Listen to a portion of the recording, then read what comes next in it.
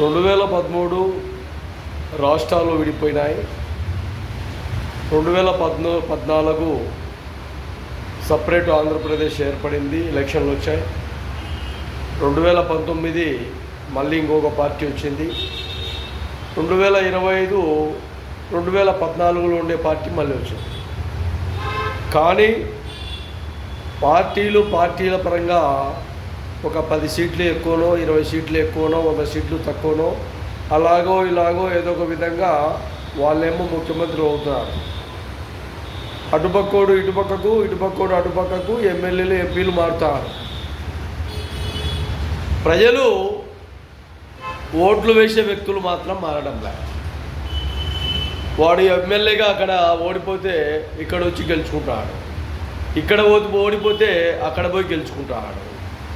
అక్కడ మా తమ్ముడి ఆస్తులు, మా అన్న ఆస్తులు, మా అక్క ఆస్తులు, మా చెల్లెల ఆస్తులు, మా కొడుకు ఆస్తులు కాపాడుకోవాలని కొంతమంది రాజకీయ నాయకత్వాలకు relief fund, CM relief fund మాదిరిగా ఫండ్స్ ఏర్పాటు చేసి ఈ ఊర్లో కాకుండా ఇంకొక ఊర్లో గెలుస్తున్నారు. ఈ రాష్ట్రంలో ఈ జిల్లాలో కాకుండా ఇంకొక జిల్లాలో గెలుస్తున్నారు. ఇన్ని విధాలుగా రాజకీయాలు మలుపులు తెలుపుకుంటూ మీరేమో బాగానే ఉన్నారు.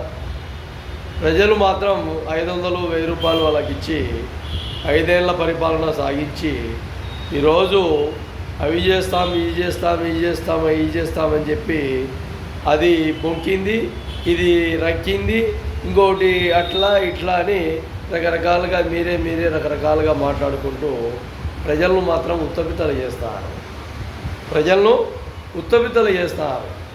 ఏమంటే ఒకటి కడ్రాయరు, ఒక ప్యాంటు, ఒక షర్టు ఉంది. ఆ మహిళలకు వాళ్ళ చీరలు ఇంకొకటి ఇట్లా ఇబ్బందులు పెట్టే విధంగా ఇష్టం వచ్చినట్టు రాజకీయాలు చేస్తూ ఇష్టం వచ్చినట్టు రాజకీయాల్లో పబ్బం గడుపుకుంటే ఎన్ని రోజులు వ్యతిరేకతలు రాకముందు పాలన పద్ధతిగా చేసుకోండి. ప్రజలకు మీరు ఎంతవరకు సహాయ సహకారాలు అందించారో కానీ రాష్ట్రంలో ఉండే విధానాన్ని ఇబ్బందులు గురి చేయకుండా మర్డర్లు, మానభంగాలు, రకరకాలుగా పైచాచికాలు, దౌర్జన్యాలు, గుండాయిజం, పిల్లలపైన దాడులు, పెద్దలపైన దాడులు, రకరకాలుగా స్కూళ్ళల్లో కాలేజీలలో ఇవన్నీ కట్టడి చేసే విధంగా మీ పాలన అందించండి చాలు.